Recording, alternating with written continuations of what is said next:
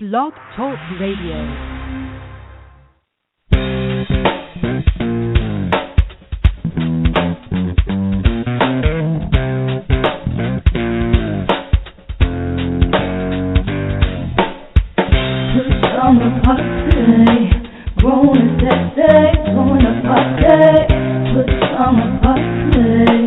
Party crew, keep it real for you. No clothes allowed. This summer party. Grown and sexy, join the party. Good summer party. Party crew, keep it real for you. No clothes allowed.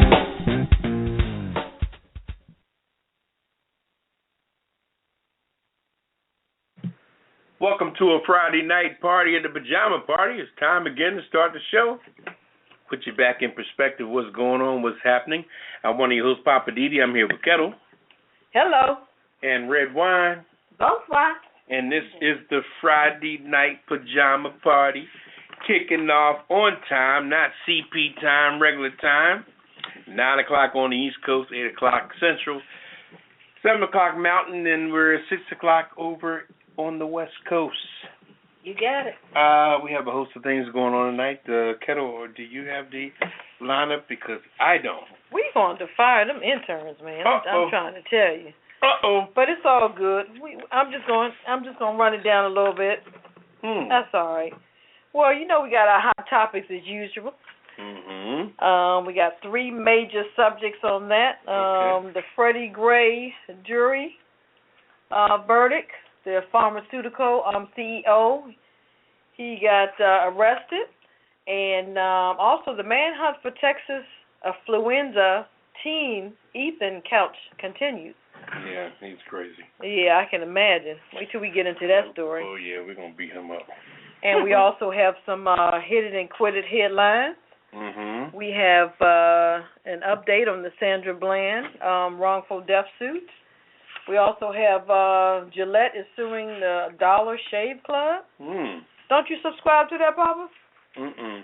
Oh, okay. Not that one, huh? I go get my razors from old ships down at the Navy Yard. Oh, my bad. Okay. I cut out metal and I put it on my face like a caveman. Okay. Okay. And also Bloomberg Media takes over all news stations. Oh, yeah, they sure did. Uh-huh. And what else we got over there, Papa? Let's see. We got want to hit it and quit it or the hit it and quit it. Senate passes $1.8 trillion spending package. Wow. Okay. We got weird news. Mm-hmm. We have lip balm containing pot ingredient thrown out at air base. Castaway survives 15 months at sea. And TV station reporting live when Minnesota bank robbed again? Is that crazy or what? That's crazy. Of course, I'm just saying with Redwine, Poppa DD's 2 segments for tonight. Cocktail of the week. We're going to have birthdays tonight. And also the last word. Oh, can't forget about me. My Hollywood wrap-up for the night. All right. And Poppin his 2 segments. So. What's poppin'? Yeah. Living for the city. There you go. Mm-hmm. So we're going to sit back, relax, get your favorite cocktail, because we got a good one tonight called the Sidecar. And we'll check it when we get back.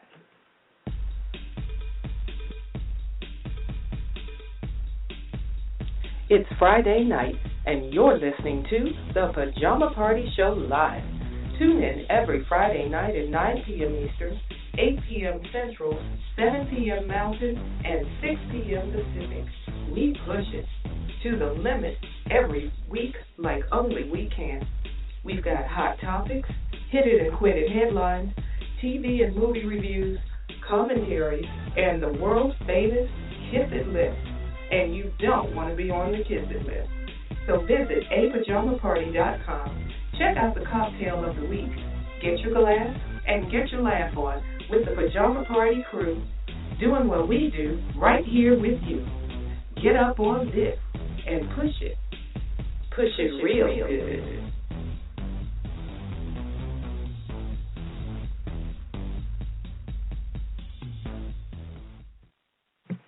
Welcome back to the Pajama Party. I'm one of your hosts, Poppa DD. I'm here with Ketel. Hello. And Redwine. Bonsoir. All right.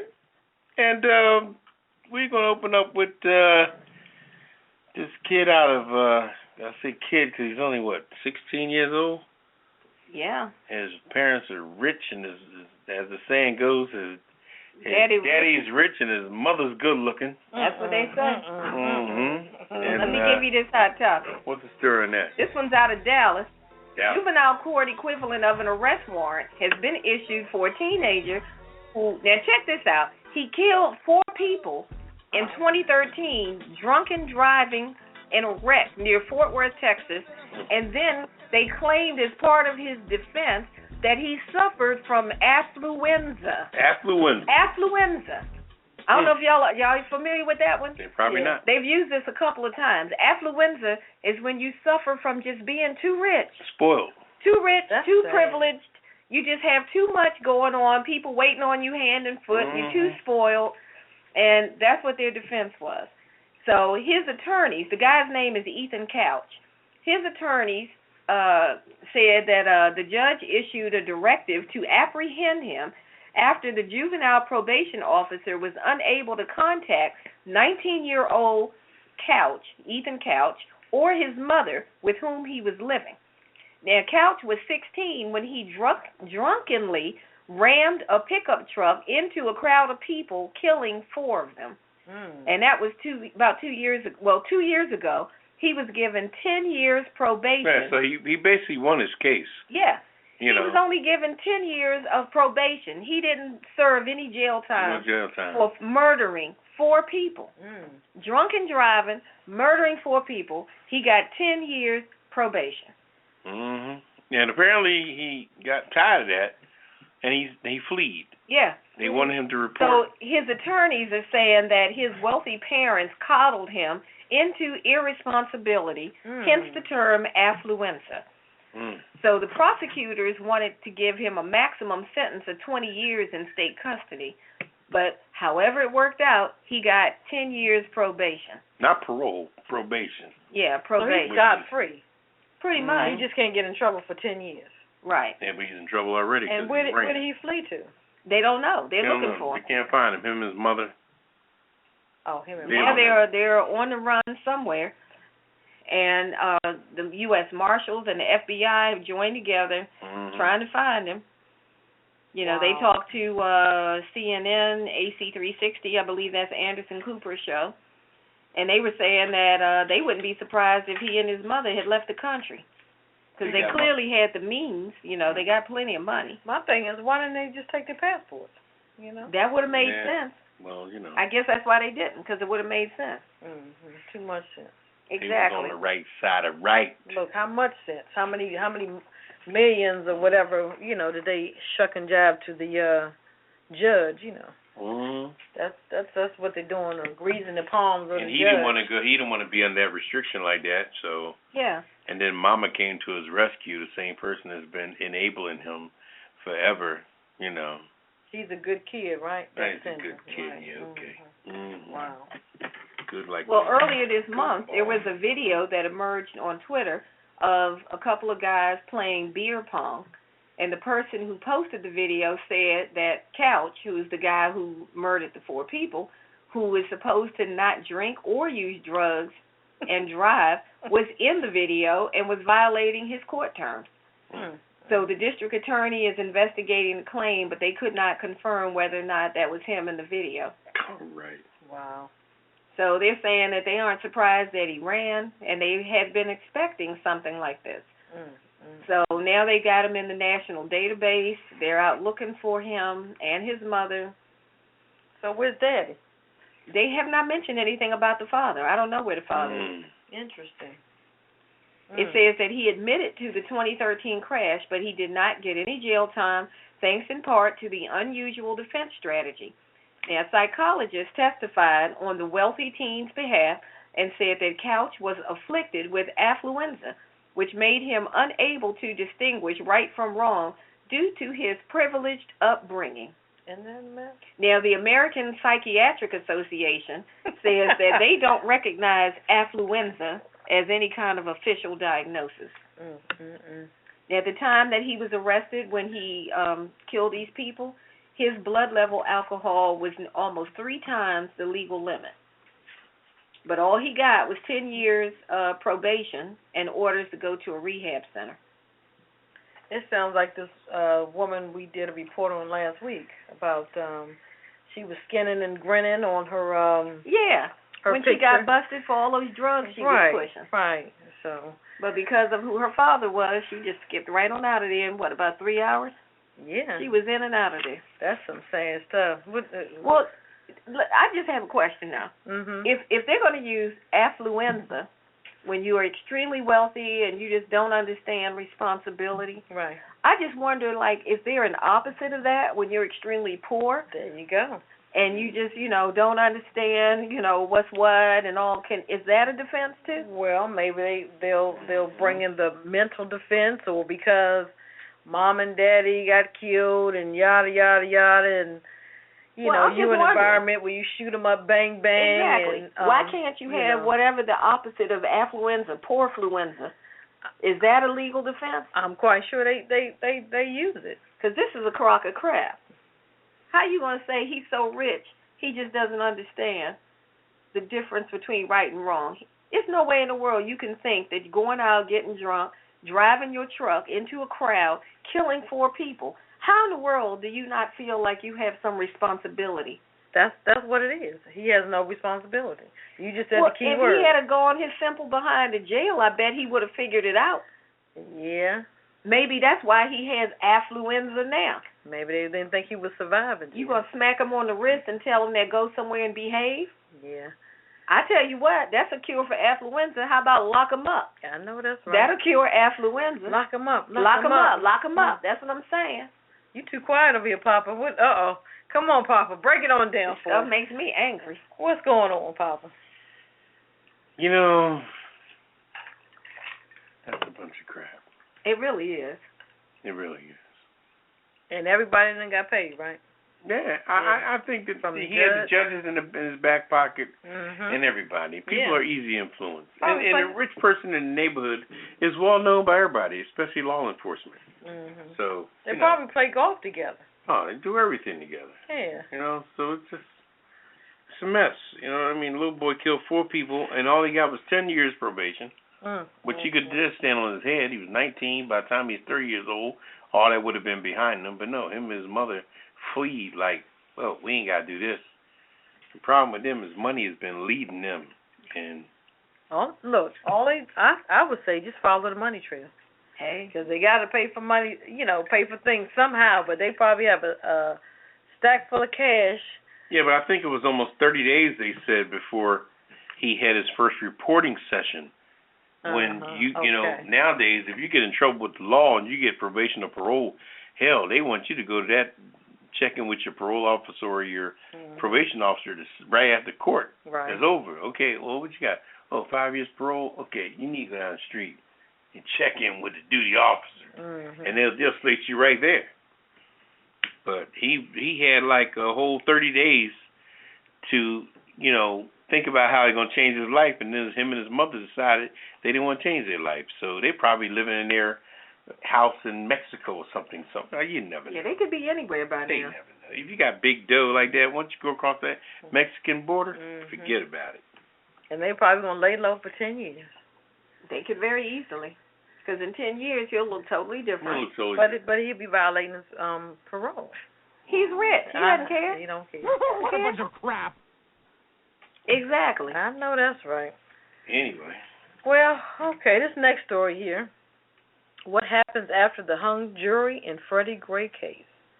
What happens next is anyone's guess. Now that a mistrial has been declared in the case against a Baltimore police officer in the death of Freddie Gray. William Porter, he's the first of 6, charged in connection with the death, which occurred a week after Gray. 25 suffered a spinal injury while in police custody in April. Porter was the first to stand trial, putting his fate in the hands of a jury made up of 3 black men, 4 black women, 3 white women, and 2 white men. Why do they always have to break down the jury? I guess they're trying to prove that it wasn't just all one way or the other. Okay. Legal analysts described the mistrial as a major setback for the prosecution that could affect its efforts to convict the other 5 officers set to stand trial.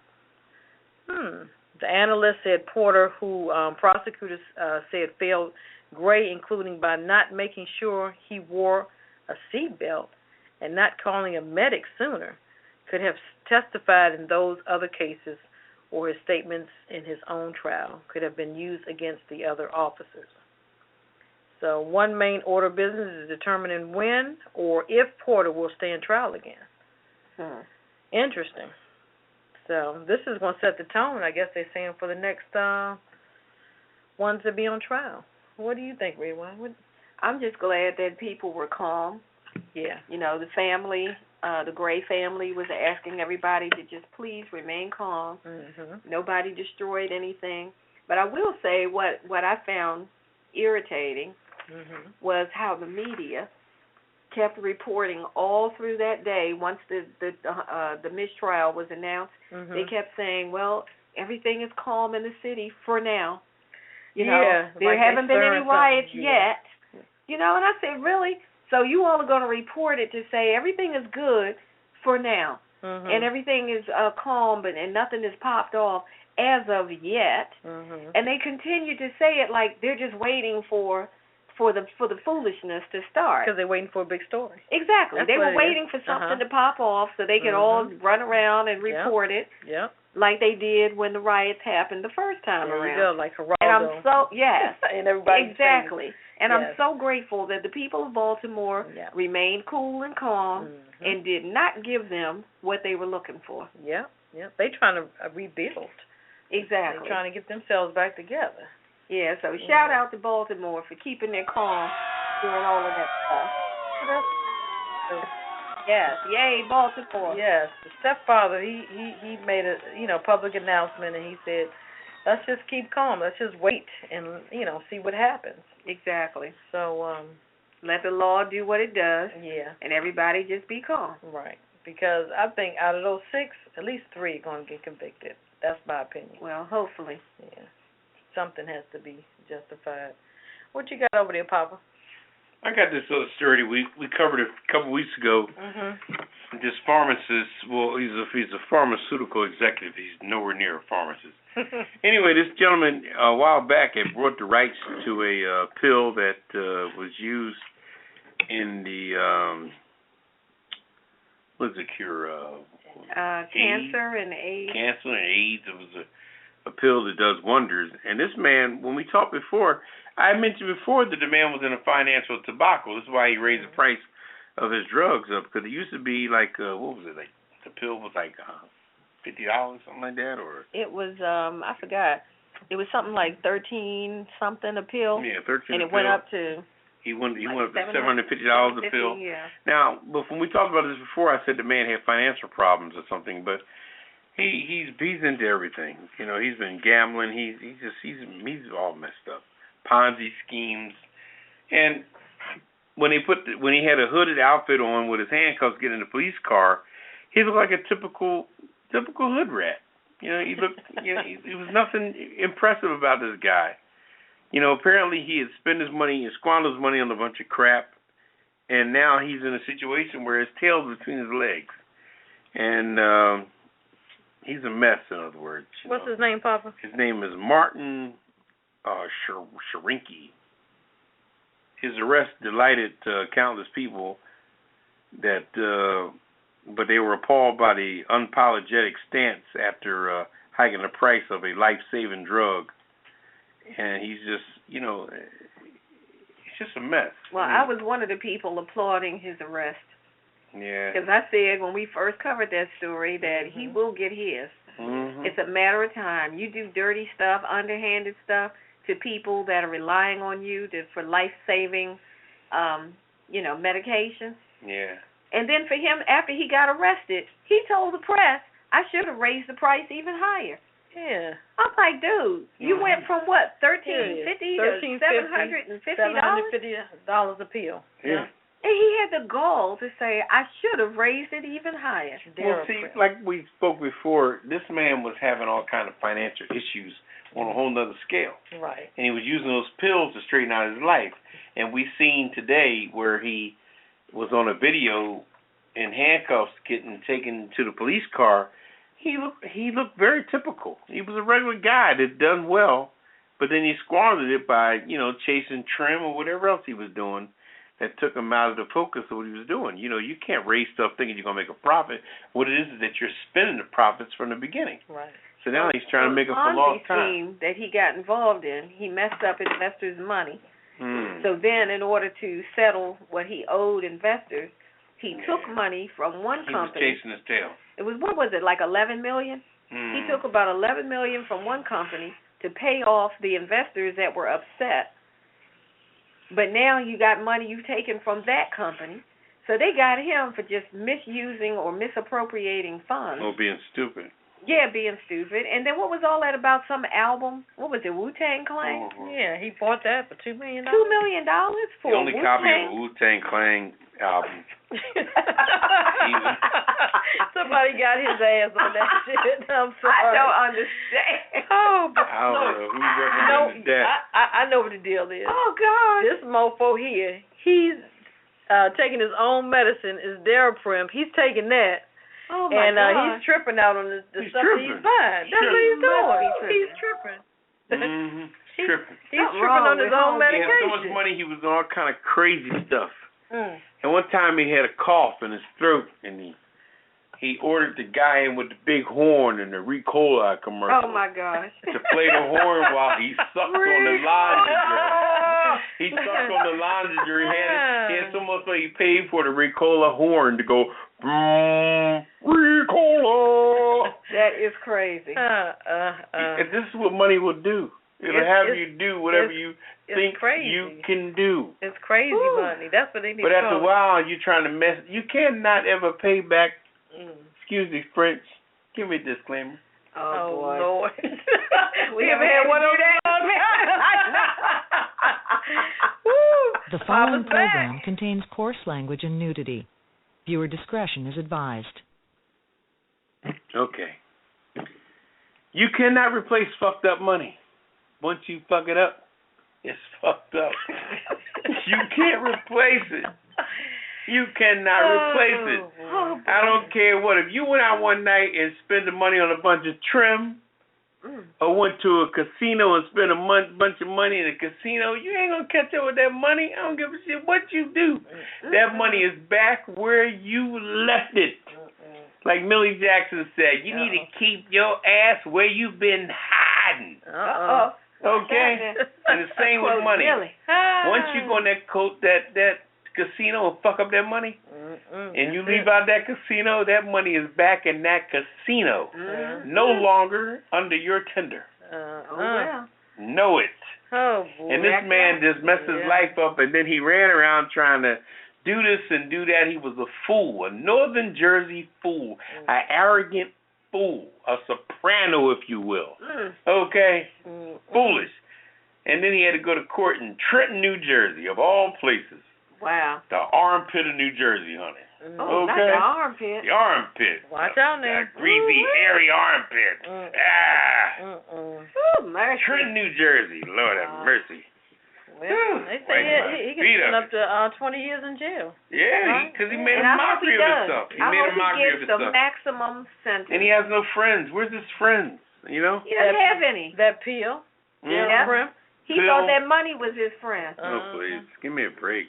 Well, if you guys got any questions or comments what we're talking about tonight, hit us up tonight at 914-803-4306. And press 1. Gotta press 1. Get in the queue so we can drink some holla shots of tequila or something, check in or something. Yeah, let's get some bartending, get some shots going. Mr. Lowe. Oh, let's see, right, he's not here tonight. Yeah, Mr. Lowe is on assignment tonight. We gotta call one of them interns to get us a he's been refill. bartending for the rich and famous. I don't know if we're going to be able to keep up with him. Excuse me. Okay, now we just talked about the rich and famous. Well, anyway. All right, well, hit us up tonight. But I think we're going to take a little CC break. I might tell you what a CC break is when we get back. Yeah, one day. We're going to come back with the hit and quit the headlines. It's Friday night, and you're listening to the Pajama Party Show Live. Tune in every Friday night at 9 p.m. Eastern, 8 p.m. Central, 7 p.m. Mountain, and 6 p.m. Pacific. We push it to the limit every week like only we can.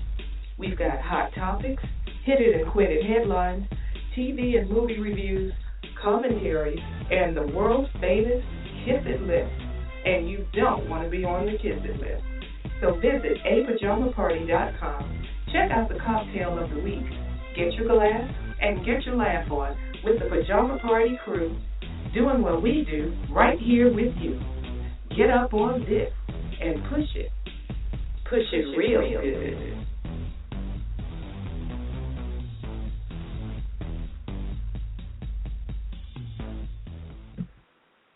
All right, welcome back to the Pajama Party. I'm one of your hosts, Poppa DD. I'm here with Ketel. Hello. And Redwine's back in the bar, and she's yeah, okay. The intern, she or he or what? You all right back there? I'm good. Okay. She being mischievous tonight. Oh gosh. Anyway. Don't get too heavy. Okay. He's back there pouring and mixing, and what are you gonna do? Trying to do some things. We can't smoke weed, so we get drunk. All right. What are you gonna do? I know that's right. We got some hit it and quit it headlines. All right. What's happening on the hit it and quit it list? I got a trial date has been set in Sandra Bland's wrongful death suit. Ooh, there we go. Thank you. Sandra Bland. Sandra Bland's back in the news. A judge on Thursday set a 2017 trial date for a wrongful death lawsuit filed by the family of Sandra Bland, who died in a Texas jail cell 3 days after her arrest during a contentious traffic stop last summer. The U.S. District Judge David Hittner set trial for January 23, 2017 for the lawsuit filed by the family of Sandra Bland, 28-year-old Chicago area woman whose death July 13th was ruled by a medical examiner to be a suicide. Her family disputes the finding and is seeking unspecified damages from the Texas Department of Public Safety, the white state trooper who arrested her in Wheeler County, and 2 jailers. Wow. It's going to take until 2017? That's what I'm thinking. I'm like, that's a whole nother year. Wow. Yeah, so I guess maybe they're trying to pull all the evidence and everything together. Just, but Sandra Bland is truly my hero. I know that's right. I mean, that sister needs to go down in history in so many different ways. I mean, she spoke everything that man did. She spoke on it. Everything he said, she spoke in it. She wore his ass out verbally, and but nothing he could do. So now you're gonna bang my head on the ground like you a real man. I mean, she just beat him up. But the sad part about it is that he was so pissed off he waited till his punk ass got behind closed doors and then, savagely took care of a female like that. Well, that's the only way you can show, which is the same way in life and in job market and everywhere else. I mean, these people, these bosses are, when it comes to some of these ladies, they're so disrespectful to women in the job market that they dog them out the same way, inadvertently, by not giving them what they need financially or respecting them as far as schedules and everything else. So, it's very sad. And Sandra Bland, she played the ultimate sacrifice for things, but people live their life every day based on, sexism and gender and degratification and all this stuff, and it's so sad. And I wish they win this stuff hands down, because she was a trooper out there. Yeah. And she spoke her mind. Yeah, she did. She had no qualms on anything. Right. And she was just and she was tall and she was broad and did her thing. 'Cause there's only 2 free people in the world. 2 free people. There's a white man and a black woman. And that's what the challenge was about. The 2 kings of the world. The 2 people who run this world as far as king leadership and can get away with almost anything is a white man and a black woman. The dickens, you say? Yes, of course. Believe me. I think that the power to be lies in the black woman, and until they display their talent and their power like they should, and stop playing second fiddle to anything, because you can beat anything, and people need to follow you guys. But check what the attorneys for the Wheeler County says. They said the attorneys for the Wheeler County have argued that Bland killed herself because she was despondent over her relatives' refusal to quickly bail her out of jail. Yeah, whatever. Really? Come on. And they think she hung herself over They there? aren't even going to tell us what we did against ourselves, even in death. That doesn't even make Give any me a sense. break. Really. That girl was she just went down to get a job. Oh, I got stopped by a cop. I got a new job, and I'm going to go ahead and kill myself? What the hell do you think we are?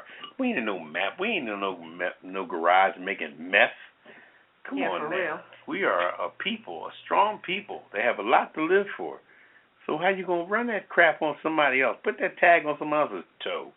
Mm-hmm. You know what I mean? You're going to put a toe on my tag. Make that shit a custom tag. All right. Shit, don't let me land no morgue or no regular tag on my toe. Give me some custom shit. You want the custom leather I one? want custom leather on my toe. All right now. Hang some stuff on my toe. All right. Keep it real. Well, what you got over there, Whitworth? Oh, okay. I got one. You not ready? I'm ready. I was born ready. You born ready? I was born ready. She pointed at me and Ketel said, "What you got, Redwine?" Oh, I'm ready. I'll go. Oh. Bloomberg Media. Did you hear about this one? Bloomberg Media has taken over one of the all-new stations in Washington, D.C. market. Yeah. Oh, yeah? Yeah, Bloomberg Media, which they're based out of New York. And you know that station belongs to billionaire Michael Bloomberg. Should have known. He has taken over the Washington radio station WNEW-FM. Just took it. It was like overnight. You blink your eyes, and that used to be WNEW news, like local news and stuff like that. They took it over, and now it's Bloomberg News. Shut up.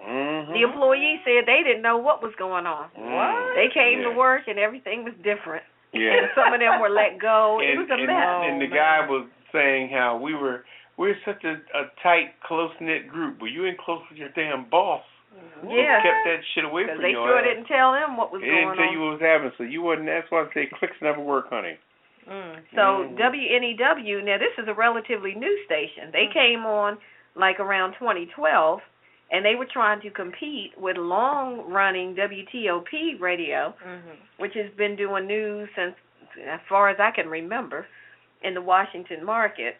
And but they never could really get the traction that they needed. And they were ranked like 24th in the Washington radio stations. So clearly they weren't doing well.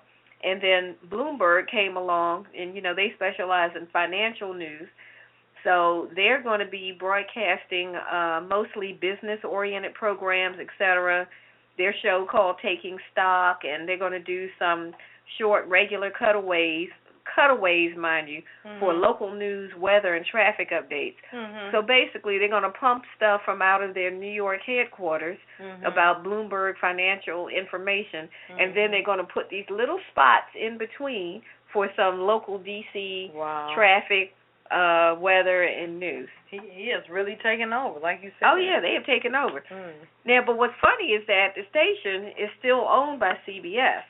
And CBS apparently is going to continue to own it, but everything is running, or I don't know how they're doing this arrangement. It sounds like CBS is subleasing to me. I don't know what they're doing. They're saying that CBS is still going to own it, but everything is coming because Bloomberg took it over, but CBS still owns it. Right. So I don't know what they're trying to do, but CBS making a whole rack of money. That's what it sounds like to me. It looks like both of them are making money. CBS probably owns the property or something. I mean, it's got to be something that they own that's a lot less tangible but equally important, but it has nothing to do with the inside of the building. So I can assume that CBS probably owns the actual property, but Bloomberg came and brought the inside contents of it.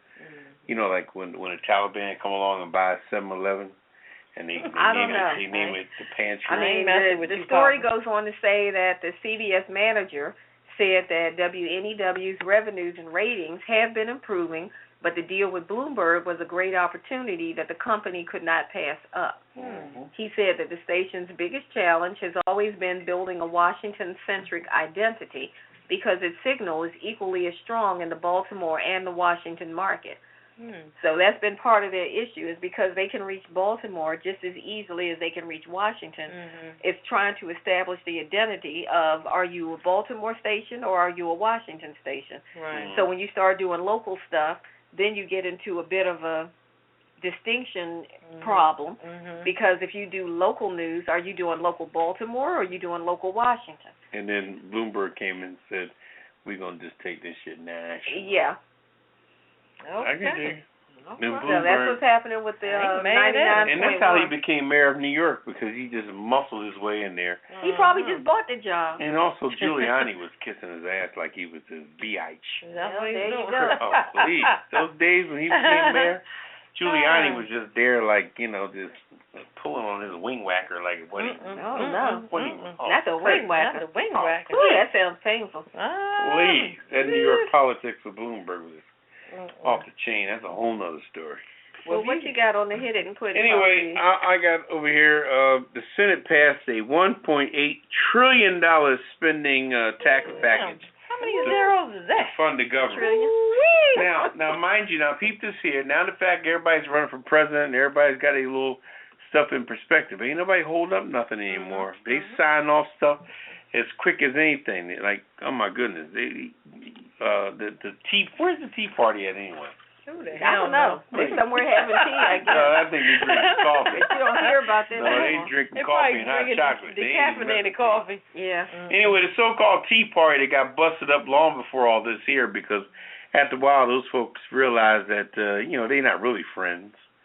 They thought they were friends, acting like they were friends. They wasn't really friends. Please, Cruz, give me a break. But anyway, this whole package was, and they said that people here, nothing's changed though. That they said that they passed this bill right before the break. They always got a break, don't they? They always breaking away for 3 months, so the Christmas break. Now, the only people I know that's break for Christmas to come back Valentine's Day. Damn. What kind of damn place is that? Okay, so they said prior to the break, Congress and the Senate approved a $1.8 trillion. $1 trillion. That's a lot of money. What the hell is a trillion? They spending that I've heard of millions and I've heard of billions.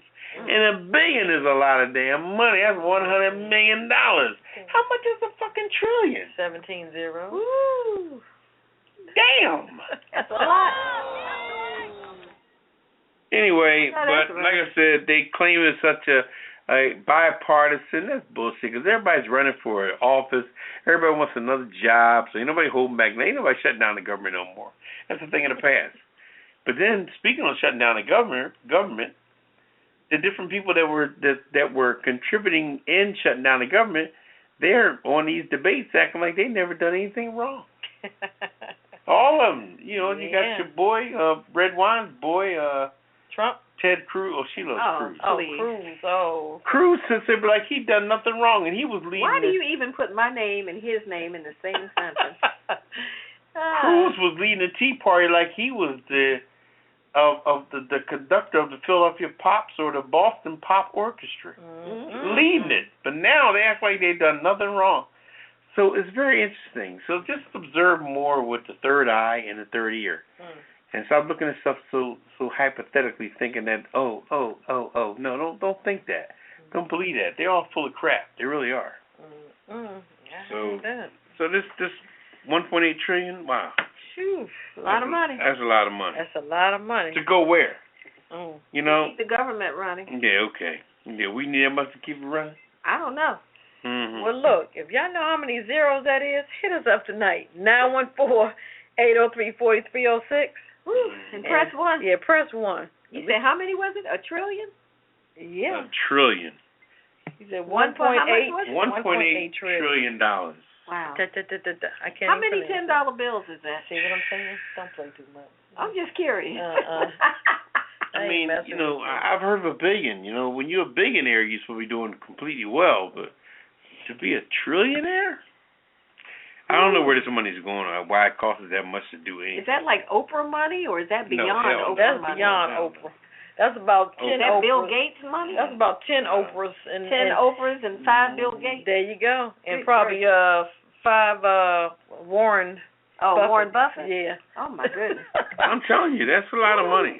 Yeah. And it went through with no problem. Because everybody So wants it to be took them president. all this time. You know, they had continuing resolutions where they would they gave the government enough to keep going for like another 30 days, and then another 30 days, or whatever the time period.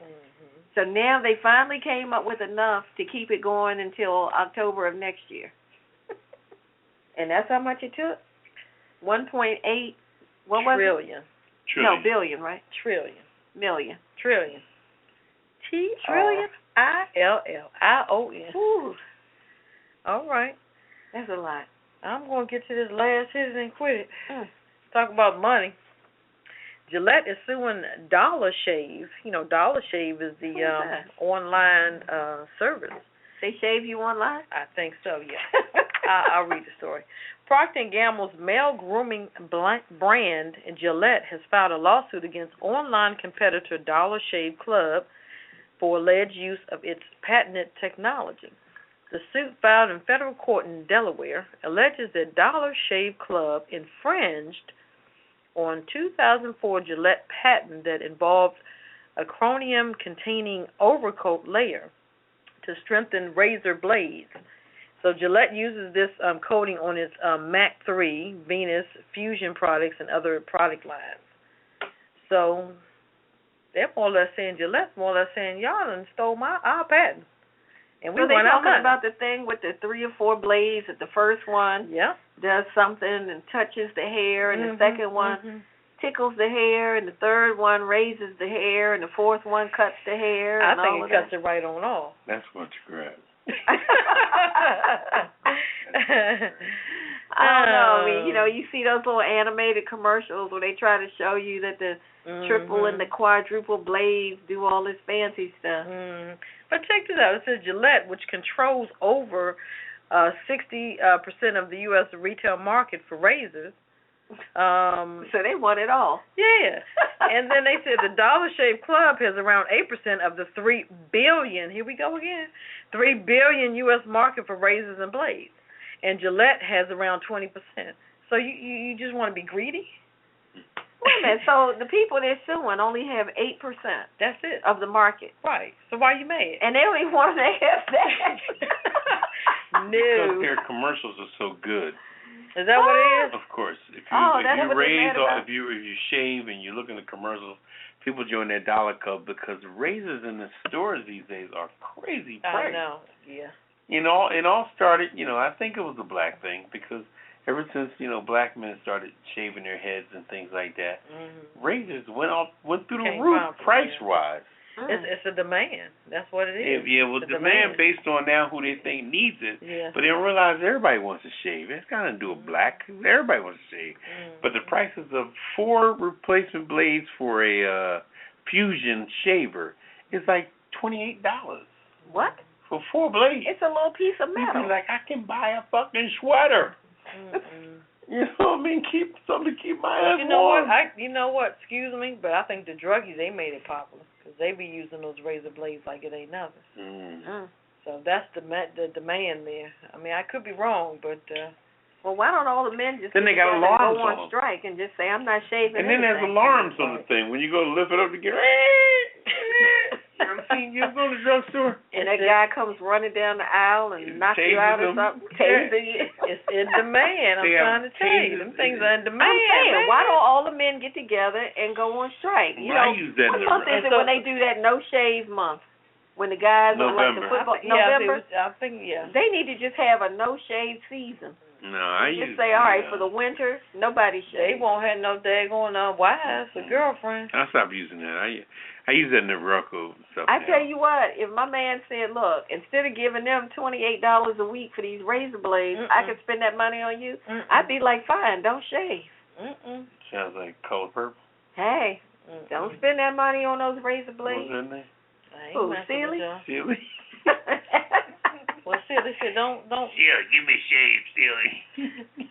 You know what? That's what they need to do is go back to the way they used to do it when they had the strap and that old-fashioned razor, and you take that razor and they would sharpen it on that strap. I think the hospitals would be overflowing with men in there with people got cut up. Yeah, because they don't know what they're doing. That's what I'm saying. Oh, well. Mhm. All right. Well, like I said, if you got any questions or comments or what we're talking about, hit us up tonight, 914-803. 4306. And press 1. Gotta press 1. So we're going to take a little coffee break. Yeah. I think this coffee. Yeah. Stella coffee? Oh. No, I don't think Stella Artois is coffee. Okay. But we'll be right back. All right, students, settle down, settle down. Today's lesson is on weed etiquette. Just because weed has been legalized in certain states, people need to understand that they should use weed etiquette when visiting friends and family. Now, if you choose to smoke weed when visiting friends and relatives who don't smoke weed, please remember these rules. Number 1, go outside. Number 2, collect the roaches. Number 3, stand away from the house. Number 4, wash your hands and mouth when you come back inside. And remember, everyone does not want to get high with you. So don't take it personal. Some people may be on parole. Some may be interviewing for jobs where drug testing is required. And some may be in AA and they just can't get high with you. Maybe they just don't like the smell of weed. Did you think of that? So remember, if you sit in the car and smoke weed, then come back in the house and sit on their nice upholstered furniture, that smell will remain in their sofa for quite a while, and they may not like that. Weed is not a cologne or a perfume. Everyone doesn't want to smell it. So make sure you use weed etiquette when you do your thing. This has been a public service announcement for weed etiquette, and we thank you for your time. Hey, Papa, what are you doing, man? What you doing? I'm waiting for the teacher to get Students, settle down. Settle down. Hey, students. Okay, share with the teacher. Why? Share with the teacher. Students, share with the teacher. Someone open the window, please. Open the window. Okay, all right.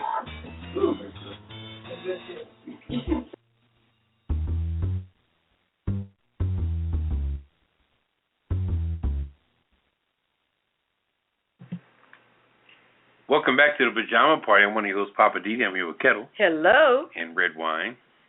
Bonsoir. How you doing, Redwine? You okay over there? Yeah, one too many. I am wonderful. I know you are. Redwine is playing bartender tonight as well as intern and one of her other jobs. Anyway, tearing us up with these cocktails, boy. you're welcome to give us a call at 914-803-4306. If you're already listening to us, if you listen to us right now via phone, just press 1 and you'll come in on a queue and you can talk to us. Say hello. Yeah, check in. Check in. Yeah. Damn. What do you do in the morning when you walk in a room? You say hello. Hello. What is it, Dale? This is Lionel Richie. That's the Three Stooges. Curly Moe and who was the other? Larry. That's shocking because Redwine hates the Three Stooges. I really do, but I remember that. She's more of a Beverly Hillbillies woman. Anyway. Yeah. Anyway, what's popping with me tonight? I'm going to talk about the situation that just happened with LeBron James. Okay. Now, there's a lady by the name of Ellie, like Ellie Mae on Ellie the... Mae? No, her last name is Day, actually. She's married to a gentleman named Jason Day, who's a pro golfer. Okay? Now, these rich mofos are sitting on the front row of the Cleveland Cavalier game last night. And LeBron James went flying through the joint and ran right into her. Knocked her down, knocked her out. Poof. They took her away in a stretcher. But what got me is that her bitch-ass husband, Jason Day, the pro golfer, when LeBron was going toward his wife, he turned his back and kind of weaved out of the way so he wouldn't get hit. Knowing that your wife is sitting next to you, you punk-ass motherfucker. I'm like, look at the video when you get the opportunity of LeBron going into Ellie, his wife, and he sit right next to her. Now, you know, since you got there, that your wife is sitting next to you on your left-hand side. or significant other or whatever it is you into is sitting next to you. And here comes somebody in the direction of your significant other. So what do? A, try to block the person from hitting her. B, try to block the person from hitting her. Or C, try to block the person from hitting her. No, this punk ass says, oh, I'm a pro golfer. I need to get the fuck out the way. Go ahead and knock my wife over because I'm a pro golfer. You bitch ass. So he moves out the way, and LeBron just rams the hell out of his wife. He should have stuck some Johnson in when he was down there. That's how much space he gave LeBron to violate his wife. Oh, Lord. You know what I mean? Anyway, all I'm saying is that if you're at an event, whether it's a circus or a basketball game, and something goes down and your significant other is sitting next to you, and something of a violent nature is coming her way or his way, protect them. Don't weave out of the way because you think you're more of a celebrity and they're just the wife or the husband or the boyfriend or the girlfriend. I couldn't believe this bitch-ass stuff, but that's how I see things. So next time you can see the video of LeBron running into Jason Day's wife, Ellie, check him out. Don't look at her so much getting hit by LeBron. Look at this bitch-ass turning the other way so he wouldn't get hit. That's all I got to say tonight on What's Pop. Right there. Anyway. Right.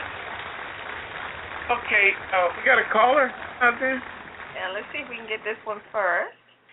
Okay, caller, you're live on the Pajama Party Show. Go right ahead, caller. Hello. Hey, how y'all doing? Fine, how you doing? Good, good. Check it in. I'm going to leave that alone what Poppa DD just said. I'm going to leave that alone. Hey, I'm keeping it real, man. Come on with it, man. I'm not even going to comment on it. I'm just shaking my head on that. I'm going to leave that alone. Okay. Shake your head, sip your cocktail, huh? He could have blocked LeBron. He had plenty of time, but he said, oh, no. I got to swing my 9-iron tomorrow. Anyway. Okay. Well, thanks for calling, caller. Okay. Have a good night. All right. All right, then. You got a couple of callers. Come on here. All right, we're going on down the line. Caller, go right ahead. You are live on the Pajama Party Show. Go right ahead. I just want to point out that Ellie has been defending her husband, not blocking LeBron all day on Twitter. Yeah, we know that, but we're looking at the visual of him getting out of the thing. She has been defending him, talking about he did the right thing because both of them may have fallen on her. She's doing everything but saying he figured it was better for me to get hit than him. But she has defended him, all day long. Yeah. So I agree with Poppa DD on that one. He should have. Yeah, look at the video. But his wife had a baby a month ago. She had a baby a month ago. That's so sad. He's a punk. He's a punk ass. Look at the video and see that when LeBron is coming toward his wife, he said, "Oh shit, I need to move out the way." I was like, "Wow." But I guess he apparently must have forgot he brought somebody here with him. But that's just my job. Well, that's interesting to know that she's been spending her time defending him, but he sure didn't defend her. That's good. I said earlier, wait till she sees the video and how he turned his back and was trying to protect his own ass. Got his hat on backwards like he's some kind of stuff. Thank you for calling. Thanks for your call. All right, have a good night. I tell you. See, we have some good listeners. They are on top of this stuff. I see. Yeah, it's crazy. Yep. Poppa. You didn't drop no mics tonight, but yeah, it was enough. So we're going to keep moving on the weird news. Oh, you want to, is that where we are? Yeah. That thing got me all twisted now. I was looking at that video. That was crazy. Okay. We're going to take a little CC break, and we're going to regroup from what Poppa was talking about. We're going to come right back. Okay. All right. Hey, this is Ketel with the Yellow Top. I'm waiting to hear from you tonight. I'm at the Pajama Party Live. So You can reach us at 914-803-4306, or you can check us out on apajamaparty.com. I've got my opinions, but I want to hear yours. Poppa DD and Redwine are trying to beat me down, so I need you to call back and back me up. I know you're out there. I can hear you breathing, so call me now. 914-803-4306. I'm right here on WBJP Blog Talk Radio, waiting to hear from you. Here they come. I gotta go.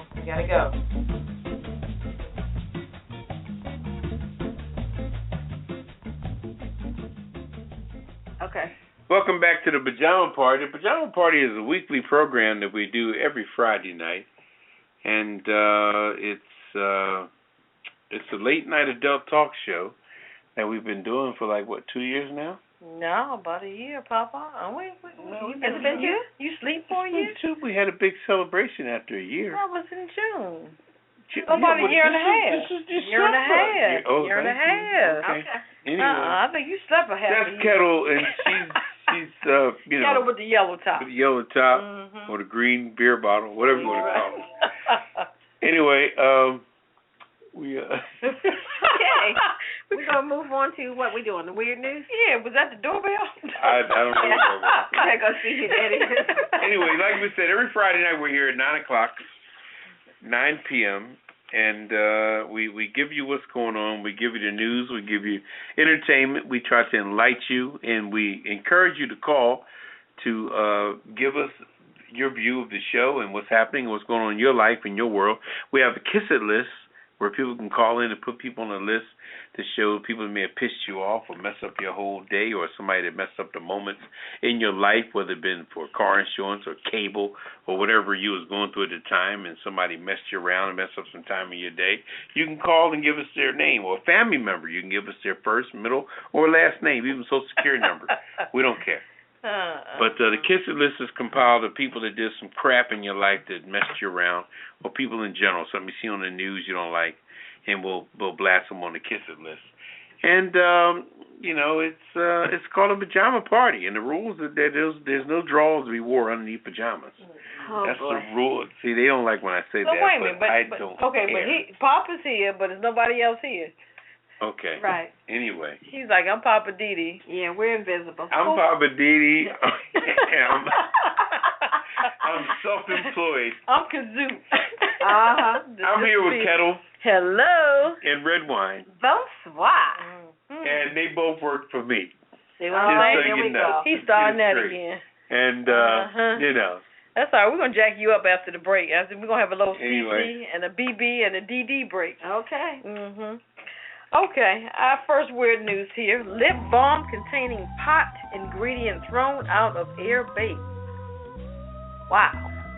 Anchorage, Alaska, officials say they had to discard hundreds of tubes of lip balm that were distributed at Joint Base Richards after they were found to contain trace amounts of THS, an active ingredient in marijuana. In the lip balm. Ooh. We might have to get some of that. They're going to have happy lips. Yep, check this out. The Basis Sexual Assault Prevention and Response Office had been distributing the lip balm as it typically does with other promotional items like water bottles and calendars. The Alaska Dispatch News reported. It says the first Lieutenant Michael Harrington, might have put him on the Kiss It list, said the lip balm was purchased mistakenly. Oh, really?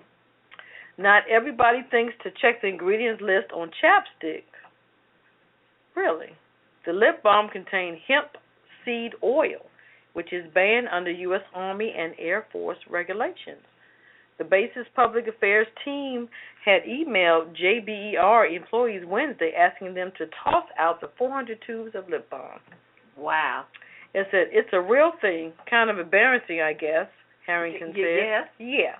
While the lip balm does not have a significant amount of THS to register on a drug test, the email says, it still falls under the ban on hemp seed products. Well, that's blow me crazy. down. So they were giving out lip balm, giving it out free. And people were getting, their lips were getting high? I guess they were. But it was a small trace of the THS that was in the lip balm. But that's crazy. And you know what? Send those lip balm tubes to 444 Lemon Tree. Send it to the Pajama Party. I know and that's we will right. definitely have our people investigate, and we will do some testing and check it out and find out what's going on with the lip balm. I know that's right. But I got another one for you. Mhm. This one is about a castaway who survived for 15 months out at sea. Mhm. Well, this fisherman from El Salvador, who was lost at sea for 438 days. Mhm. Now, that's more than a year. Mhm. Right? How long is a year? 365? Yeah. He was lost at sea for 438 days and miraculously survived. Now he's being sued for $1 million by the family of his dead crewmate, who accused him of eating the crewmate. What? They're accusing him of cannibalism.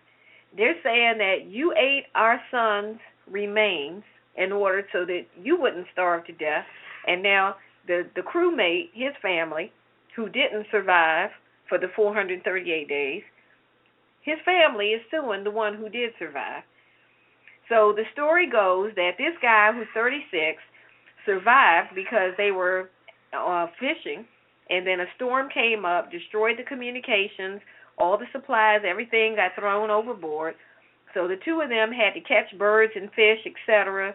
They had to drink tortoise blood and urine to survive. One of the birds they caught was poisonous. So the other guy, who was 22, Mr. Cordoba, he just couldn't handle it. He tried, to keep up and eat whatever they could get, and he got sick and just couldn't do what the other guy was willing to do. So he eventually got sick and passed away. So for 6 days, the dead body of this guy Cordoba laid there in the boat. And eventually, Mr. Alvarenga got to the point where he said, I can't keep talking to this dead body because now I feel like I'm losing my mind. He claims he pushed the body overboard. Wow. The family is saying, bullcrap, you ate that boy, and we're suing you because you can't bring us back the body of our son to bury. Wow. And they're calling him out for cannibalism. Wow. But what makes it more interesting is that the guy who survived has a book deal and a movie deal, and he's getting paid on the back end after all of this.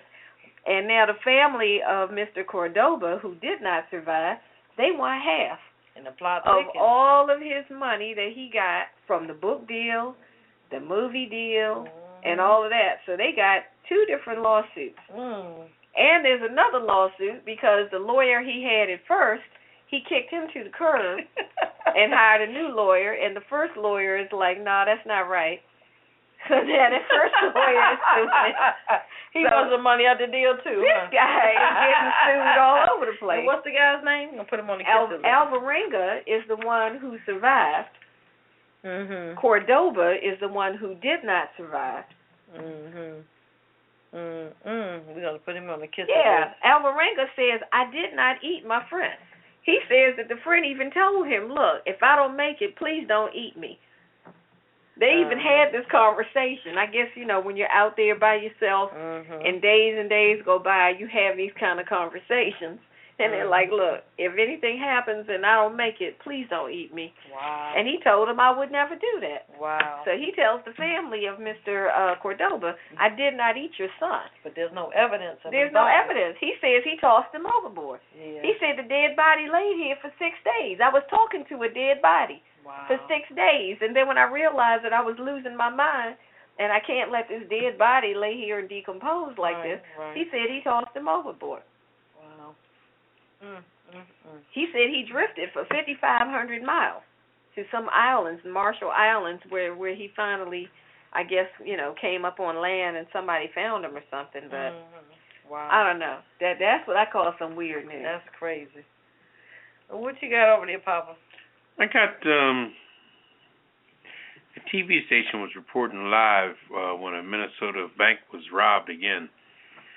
Anyway, it was Rochester, Minnesota, and Iowa television station was doing a live update on a Minnesota bank robbery when police said the suspect returned to rob it for a second time.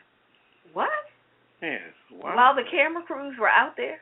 Yeah, but why is an Iowa television station doing something in Minnesota? I don't know. Anyway.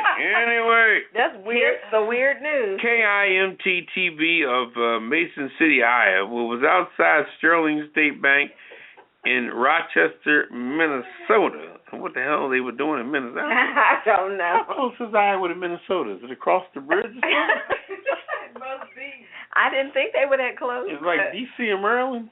I Philadelphia and Jersey? I thought they were a little further apart than that. Anyway, KIMT-TV of Madison City, Iowa was outside Sterling State Bank in Rochester, Minnesota on Tuesday when the bank employee ran out and pointed out the robbery suspect.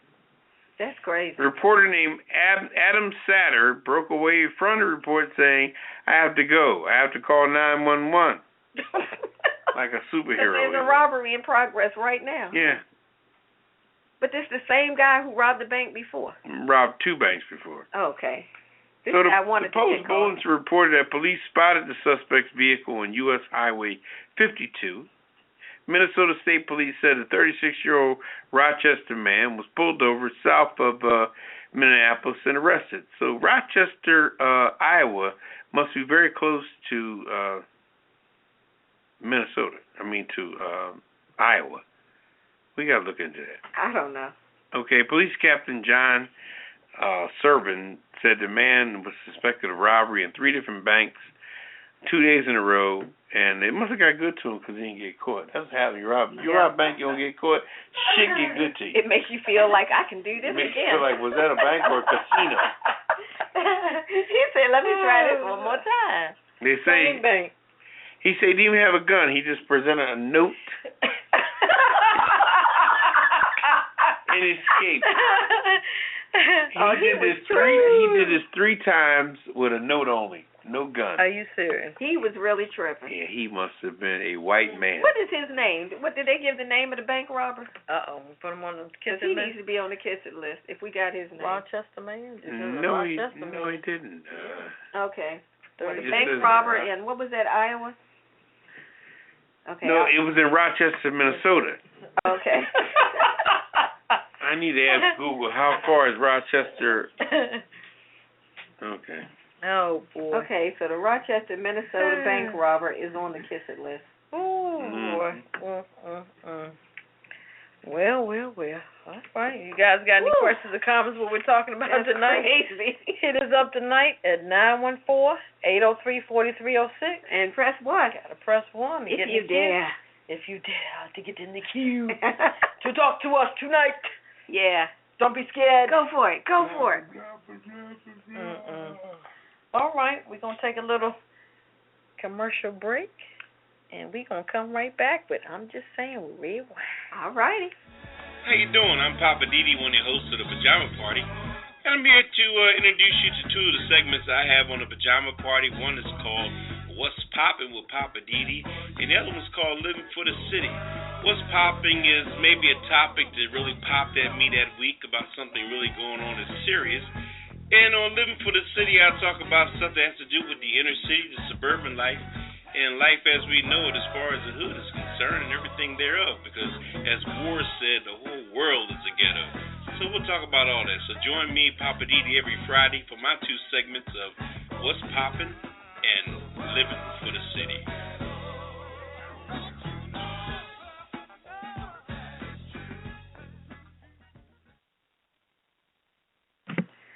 And we're back. Where are we back? Oh, Pajama Party. You sure? Yeah. You sure? Yes, I'm sure. And who are you? It's the Pajama Party. I'm Redwine, and I'm here with Ketel. Hello. And Poppa DD. What's going on? What's the goings-on? Oh, it's so much going on. You know, this week has been a very busy week for news. Has it? And, of course, the holidays are coming up. Mm-hmm. So I'm going to talk tonight on, I'm just saying, about know your limit. I know that's right. That's my topic tonight. Know your limit. Watch out now. Okay, so the holidays are back again, and people are in a giving spirit. And that's a good thing. But people need to know their limit. Too much of a good thing really is too much of a good thing. Don't let the stores sucker you into spending above your resources. I've been in stores that are trying to get you to apply for their credit card, and they don't care what your credit score is during this time of year. You can be broke as a joke, and chances are if you apply now, you'll get approved. It doesn't matter that the interest rate that they're charging you is almost 30%. Nobody seems to be concerned about that. All they want to know is how many new accounts can we get, and they just want to watch people's debt go right through the roof. So I'm just reminding everybody, know your limit, okay? I'm just saying. I'm not trying to be the Grinch or anything like that. All I'm saying is don't get caught up. There's a lot of miscellaneous stuff on those shelves that'll make you smile and say, oh, I know who would like that, or oh, isn't that cute? And the next thing you know, you're putting all that stuff in your cart and in your basket, and it wasn't even on your list. You get in the store, and the music is pumping, and you're singing along, snapping your fingers and feeling good, and all those sale signs are dancing in front of your eyes, and that lady just approved your brand new credit card and said, you can take 30% off of your purchase. So now you're walking down the aisles looking for stuff that you can get using your brand new credit card, and you're not even thinking about that list that you have in your pocket or the limit that you set for yourself. All that has gone out of the window. You just forgot your limit, and now you're in trouble. I'm just saying, you're in deep trouble. The guy out front is ringing that bell with the money in the kettle, and everybody is full of good cheer, and their baskets are full of stuff that they really can't afford. But nobody seems worried about it, and why should they be? It's all about the moment. Why worry about what's going to happen when the bill comes? I'm just saying, it's only plastic, right? So go ahead, spend and enjoy. Let the music work through you and make you feel like running that card to the limit. After all, that's the plan, right? I'm just saying, don't forget to know your limit. Just remember that it's only one day out of the year. Don't let that one day ruin your finances for the rest of the year or for the next 5 years for that matter. That's what happens when you don't know your limit. People will spend their rent money, mortgage money, their water bill, light bill, gas money, trying to make somebody happy with a trinket or an item that they think will get them remembered next year. Now, how crazy is that? What gets me are the people who actually keep a list of what gifts they got the year before and the value that they think is the value of those gifts. And then they use that to determine who makes their gift list the next year and how much they're going to spend or how much they feel obligated to spend on that person. Now, that's crazy. If you're going to give somebody a gift, shouldn't it come from your heart and not from some kind of obligation list? I'm just saying, let's not get lost in the holiday sales. Let's try to stay true to what the holiday is really about, whatever that means to you, and however you choose to show it. I'm just saying, it's your thing. Do what you want to do, as the Isley Brothers once said. I'm not trying to tell you what to do, but I'm just saying know your limit. That's it in a nutshell. I know my limit, and I'm going to do my best to ignore all that stuff that the stores want me to pay attention to and to get me to ignore my limit. I know it's going to be a challenge, but I'm up for the challenge. So I wish you all the best and as we go into this holiday season. I hope you all go out there and deal with that retail jungle, trying to find a true sale, because you know how they mark up stuff and then tell you they're going to take off whatever percent. Don't fall for it. Try to keep control of your spending as best you can. And just remember, when you see those sale signs that tell you how much they're taking off of the retail price, remember that Redwine told you to know your limit. This is Redwine, and I'm just saying. That's all I got. Know your limit. Thank you. Thank you very much. Thank you. Oh, that's right. Hello. You guys got any questions or comments on Redwine or Poppa DD or I got some things coming up too next. 914-803-4306. Press 1. Get in the queue. Talk to us tonight. You got to know your limit. I know that's right. You want to take a break and come back with what we coming back with? The Hollywood wrap-up, or we doing birthdays? Got Living for the City. Oh, Living for the City? Yeah. Okay. Well, we coming Papa right got back. going on? You want to take a chill pill tonight, Papa? What's up? He got something for us tonight. He always got something in store. No. We better take a break and let him regroup. Let him calibrate. Okay. Let him refresh that drink, huh? Okay. All right. We'll be right back. All right. You're listening to the Pajama Party late night adult talk show. We've added a new segment to the show called the Kiss It List. Every week we put people on this list who have done dumb stuff or have been irritating or just gotten on out of your nerves. So we call them out and put them on the Kiss It list, and we tell you why. If you have somebody you want to add to our Kiss It list, hit us on Twitter at @PajamaParty and use hashtag KissIt, and we'll add them to the list. If you prefer to email your contenders, send them to info@apajamaparty.com. We'll call them out every Friday night at the end of the show, so get those names in. Now, let's get back to the Pajama Party crew and more of the show. DJ, would you mind turning it up a notch? Oh, how rude. Oh, you're on the Kiss It list.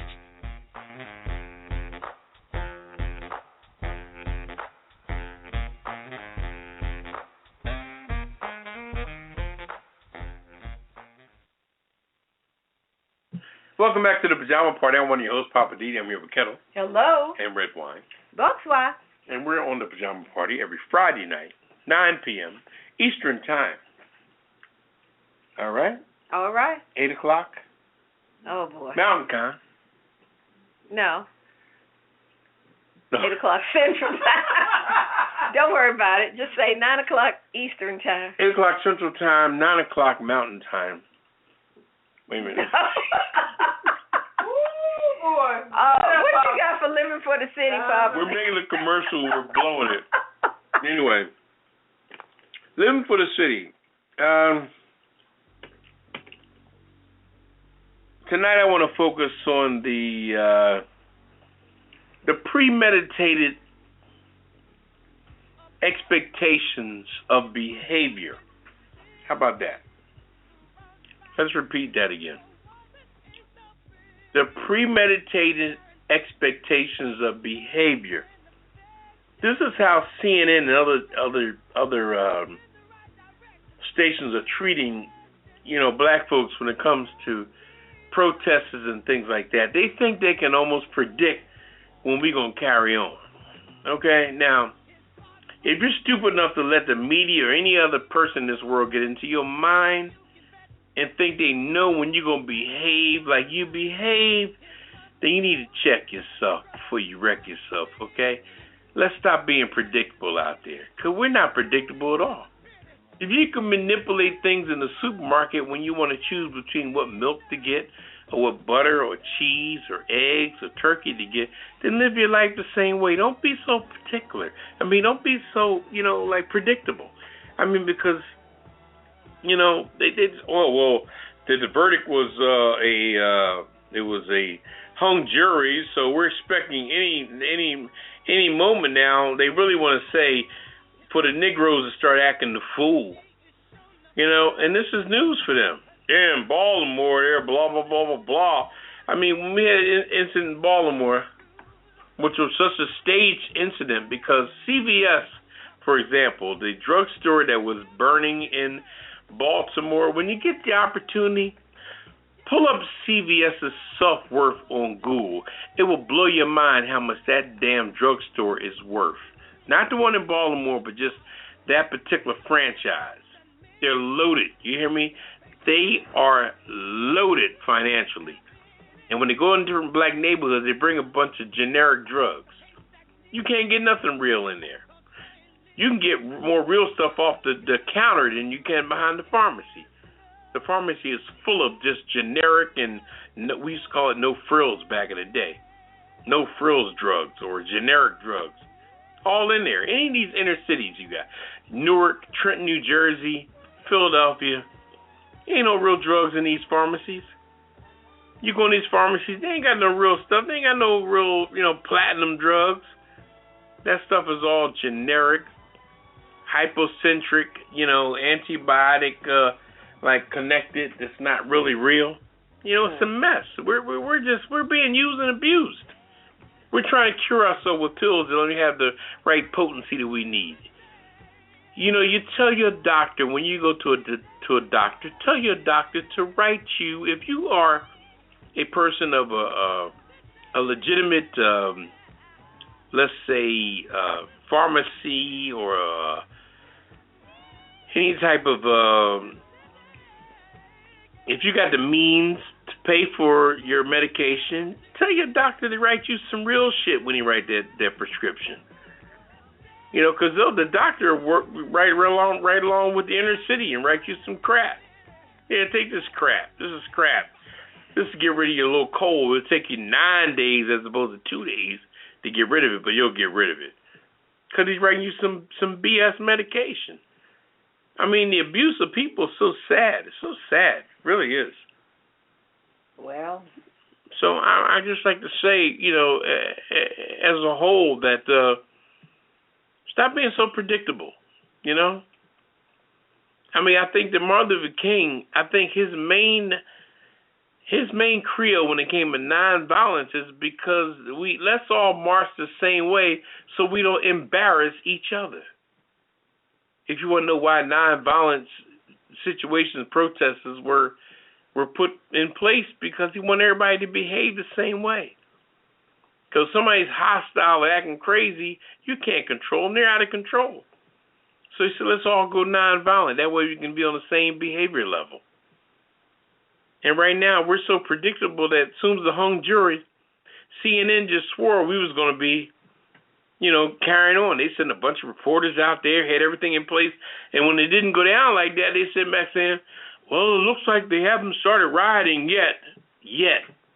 When the fuck you going to put yet on our fucking heads? Yet. You haven't kicked your damn child out of that garage making that methamphetamines yet. Uh-oh. Who's doing what in the suburbs yet? Everybody got some yet shit going on, right? The whole world's a ghetto, okay? Don't get it twisted. Just like we're predictable, other people are predictable. Other races are predictable. Other situations and circumstances are predictable. We're all predictable. It depends on how we're manipulated. Predictability is based on manipulation.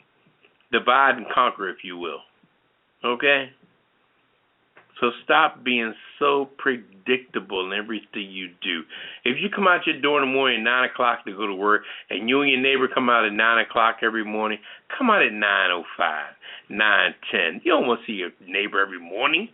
Stop making him or her think that y'all on the same fucking schedule. Do something different. I just want to wrap it up by saying we need to stop being such a predictable group of people. Do something different.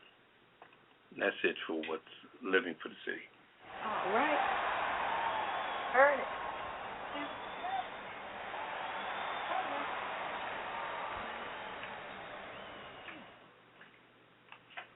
All right. Well, I guess you broke that down. I tried to. We didn't break no mics tonight. And we trying to be cool tonight, It's the end of the year. We're running out of money for the budget. All right. Can't keep breaking up mics. But I agree.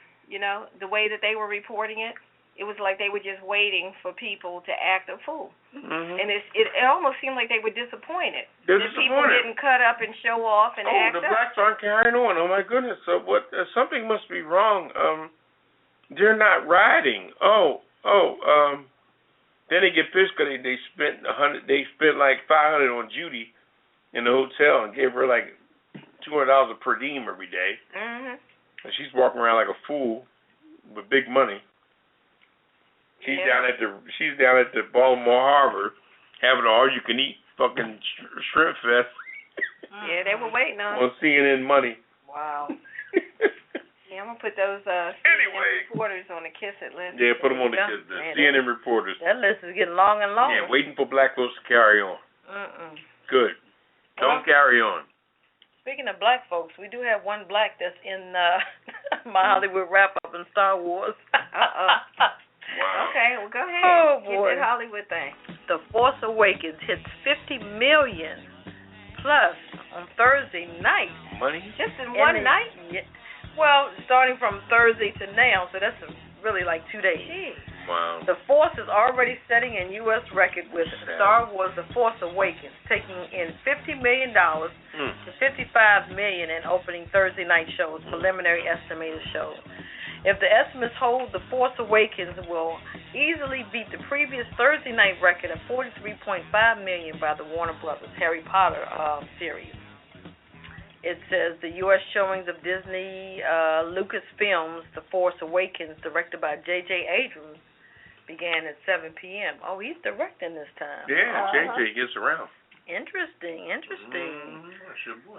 In a sign of sky-high anticipation, the seventh film in the iconic science fiction franchise had set a record by selling more than 100 million worth of advance tickets domestically. Wow. The current record for a launch weekend was set in June by Jurassic World with 208.4 million. Wow. It says, plus the new characters and storyline. Disney, which paid more than $4 billion for Lucasfilm in 2009, had been downplaying expectations. But rival studios and industry analysts believe that The Force Awakens will open to $210 million or more. The Force Awakens is set 30 years after the events of the 1983's Star Wars Return of the Jedi. The film will be in a total of 4,134 locations by Friday, which is tonight. Wow. International box office already reported $14.1 million. And the film, a production cost of at least $200 million. So they've almost gotten there. The international opening weekend record was $316 million. This is crazy. Where is this money coming from? Yeah, people are just, when they have money. Wow. Well, some of those people were in line for like a week waiting to get those tickets, camping out in line for a week. Doesn't make any sense. These people have jobs? And like Poppa DD said earlier, where are they showering at? I don't. Where they say that when people trying to get concert tickets, they camp out in lines, they tag team, they have other people, friends, family that hold their place while they go and do whatever they got to do, run to the bathroom, hopefully shower, shave, whatever. Oh Lord! And then they come back and take that person's place and let that person go. So they'll do that stuff up until, showtime. That's what you do, shower and shave. Oh. Well, I said hopefully. I don't know what they do. Okay. But I know that they do tag team at least to be able to eat and go to the bathroom. Is that what they do, tag team? Wow. Okay. We got another big one. A character poster for the new Ghostbusters arrived. With Star Wars The Force Awakens now playing in cinemas, thoughts are now turning to the next big movies to be released in 2016. Amongst them is Paul Feig's reboot of the Ghostbusters franchise, which will arrive in the summer. A bunch of new character posters have landed for the upcoming comedy, a redo of the classic 1984 movie of the same name. We have Melissa McCarthy, Kristen Wiig, Kate McKinnon, and Leslie Jones featuring the 4 posters, which appeared on various sites around the internet late yesterday. So it should come out in July 15, 2016. That's Ghostbusters. So Melissa McCarthy's going to be in there. Yep. And your girl Leslie Jones from Saturday Night Live. What?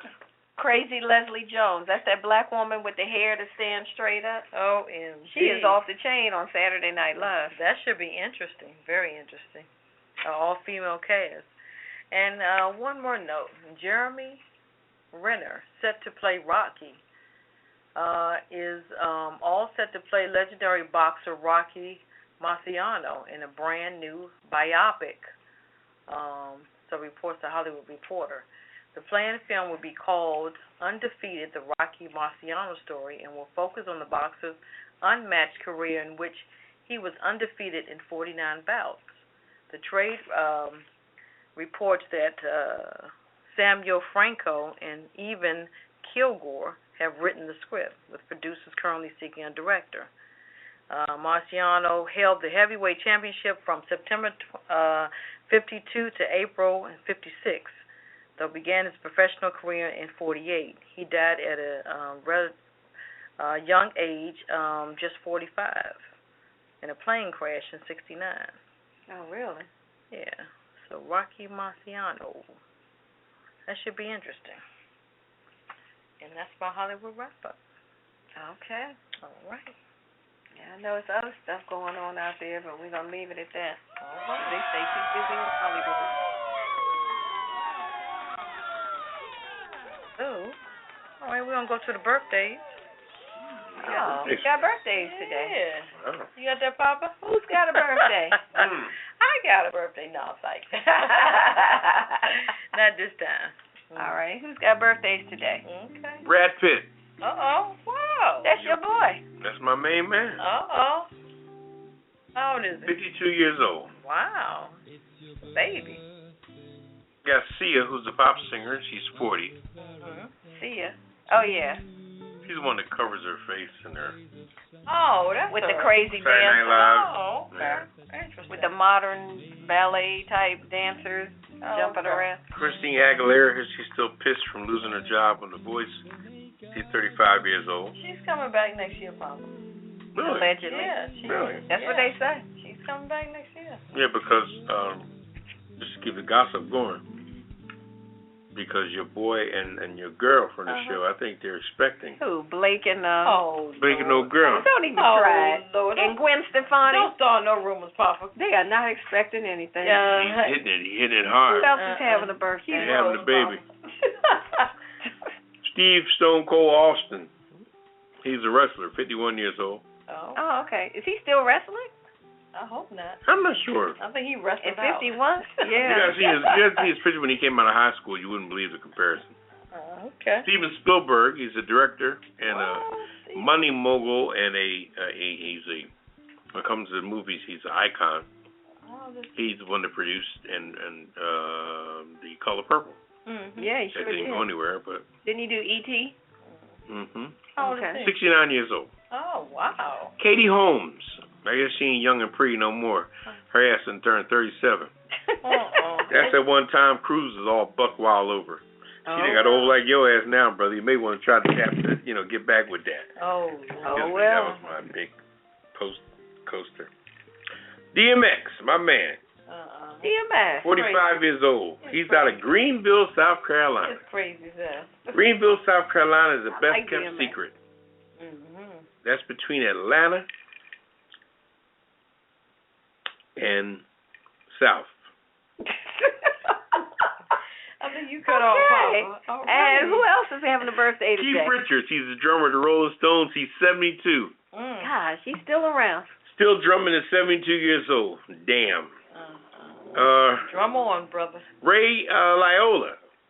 That's my main man from the Goodfellas. Oh, yeah. He's got a new flick coming up with your girl, Oh, yeah. J-Lo. J-Lo. That Yeah. new series on Who NBC. should stick to acting because their singing to me is Oh, boy. Here horrible, and that butt ain't really that big. Especially, me experiencing the black community. I don't know what she thinks she got. And who else Anyway, is on the list? Angie Stone, your girl. All right. Angie Stone. Happy birthday. She's 54 years old. Everybody in their 50s. Wow. Roger E. Mobley is the actor. They say he's the brother. He the brother with Tom Selleck and Magnum P.I. Oh, I remember him. Oh, yeah. Remember the brother that was with Tom Selleck and Magnum P.I. I remember him. I wasn't around then. Redwine, you're older than all of us. I don't know anything about that. I saw it on Netflix. That's how I know. Okay. And we got Murphy Lee, a rapper, 37 years old. Yeah, Murphy Lee. Shake the Tail Feather in Air Force One with Nelly. Yeah, I remember that song. Okay. Move something, shake a tail feather. Okay. And he did that song so I can get to stepping in my Air Force One. Okay, Nelly? Redwine. Excuse me. Come on with it. See, you trying to call me old, but I know about Murphy Lee. I'm more of a I know about Murphy Lee. On Sirius XM, I listen just to saying. Soul Town. I'm just saying, I know about Murphy Lee. That's about all you know. Whatever. All right now. That's all the birthdays? Okay. That's birthdays. That's everybody today. Celebrity birthdays today, December 18th. So happy birthday to you all. Mm-hmm. Happy birthday. Yes, happy birthday to you. All right. I guess we're going to get down with this cocktail of the week. Oh, yes. You know, that's my favorite. I think this, I don't know, you might help me with this red wine. This might be some French stuff. Uh-oh, what you got? You got a foreign one? De Ousse Cognac VSOP. Oh, my. It's a Bacardi brand. Really? Did Bacardi's making cognac now? Yeah, I guess I thought Bacardi so. made rum. This is not your ordinary bottle of cognac. Its producers have gone for a completely different look on the bottle. It's a bit gothic, a bit medieval with a double cross. Oh, my God. On a squat. So what's that mean? It's twice as dangerous? Bottle with a glass top. I What guess does that cost? so. Did you get any prices on it? I didn't get no prices, Papa. It's probably pricey as It sounds expensive. Jay-Z, he endorses it. What? Uh-oh. He got his little stamp on it, Oh, huh? we got to go get some for next week. I know that's right. We'll get some for Christmas. The Ousse is spelled D''USSE. It's smooth and controlled with a hint of fire and the alcohol on the back of the palate. Ooh, I like the fire. The cognac has lovely aromas and flavors of dried fruits and wood. You don't say. But it lacks the complexity of better VSOP cognac. All right now. So it's not bad, but, you know, it's kind of in between. Okay, well, we're going to check it out. Okay. We'll have to get some of that for Christmas. There you go. So if anybody wants to get us a Christmas gift, we need some of this Douce cognac, VSOP. So, and we will check it out. In that particular cognac, we're going to make us a sidecar. A sidecar. Is that like a side piece? I'm not messing with that. I was just asking. The ingredients on that is the VSOP Douce cognac. Okay. 3/4 of Contour. 3/4 of the fresh lemon juice. You shake that very well. Yes. You shake that very well. Is that like juice? Yes. Oh, but it's fancy when you call it juice. Okay. Some lemon juice. Yes. Okay. And then Contour, that's a liqueur. Oh, the Contour. Oh, yeah, sorry. What you call it? Contour. Okay. All right. It's an orange flavor liqueur. Okay. You shake that. Okay. Yes. You shake that very well. And you put that strain that in a martini glass. Ooh. So I guess that's going to be the Douce cognac sidecar. That's what that's called. A side piece. Okay. I guess that's the side piece with the Douce cognac. Yeah. Cognac. It's a side piece with the cognac. You guys can check that on our website. Okay. I love it. Well, we're going to try this out. Woo! Our bartender's red wine, so I guess she's going to mix it up. I don't know what I'm doing. You better wait for Mr. Lowe to come back. You been outside the soccer, I don't know. I call it a side piece. You open up your mouth and you go, D''USSE cognac VSOP, and that's a Bacardi brand. So I think we're going to take a little CC break, and we're going to come right back with the kissy list. So if you got somebody to add, give us a holler. All right. So I was looking over the Cocktail of the Week archives, and we've had so many really great drinks over the past year and a half. We've had our original signature drink called the Pajama Party, and a game changer, and of course we have the last word. I like the Revolution. It was Hennessy, lemon and lime juice, agave juice, and bitters with jalapeno slices. Woo-wee!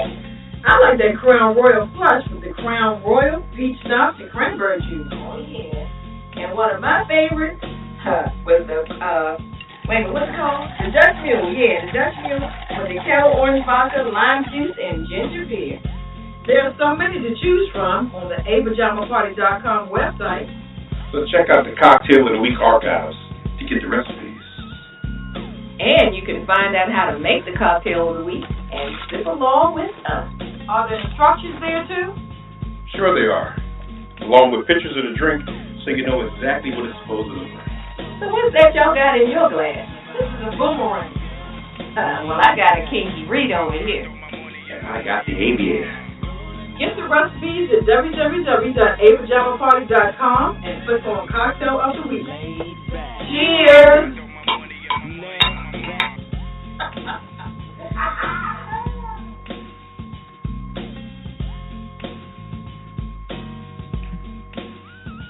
Welcome back to the Pajama Party. I'm one of your hosts, Poppa DD. I'm here with Ketel. Hello. And Redwine. Woo-woo. The Pajama Party is every Friday night party that goes on here, and we do our thing like we do our thing. And because nobody else can do our thing. That's right. And we break it down all night on what's happening in the world. What is our thing? The pajama party. Oh, no clothes? Grown and sexy. Okay. Join the party. No clothes allowed. All right. They don't wear clothes, but they need to. We wear pajamas. See what I'm saying? You nasty. Pajamas. Just nasty. No drawers allowed. Ooh, boy. Anyway. So who's on the Kiss It list this week? Did I mention that I'm Poppa DD? I'm here with Ketel. Hello. And Redwine. Gum swab. And they work for me. See, he's on that. He's delusional. Yes. But it's all good. This aspect of the show, we focus on what's called a Kiss It list. And these are people in your life that pissed you off. Somebody that blew the horn behind you as soon as the light turned damn it green. You turn around and say, what the hell is your hurry? Go around me, person. My car insurance is too damn expensive to be following your lead. All right. Now. Anyway, the Kiss It list is a list we compile of people that did some crazy stuff all week or pissed us off. And you're welcome to call and give us a name if you want somebody that pissed you off, whether it been somebody from your insurance company, your bank, your cable company, whatever else you do. We're going to start off with Martin, what's his name? Martin Shkreli. He's the guy that brought the rights of the pill that was for cancer and AIDS, a nice suppressant for those two diseases, and he got all messed up in his own life and tried to resell the stuff at a higher price, and now he's in jail for all kind of other stuff. So he was just a mess, okay? All the women he dealt with said, I love you. They didn't love your ass. They loved your money. Anyway. I'm glad he got busted. Ethan Couch. That's a young guy that got the conviction of 10 years of probation. 10 years probation, and him and his mother for fled. killing 4 people. They fled. He ran to the back of somebody, killed 4 people on a drunk driving charge, and him and his mother packed up and they left. All he got was ferocious. He had to go to jail. But they so stupid and paranoid and so rich and crazy that they left town, and now they have a warrant for their arrest.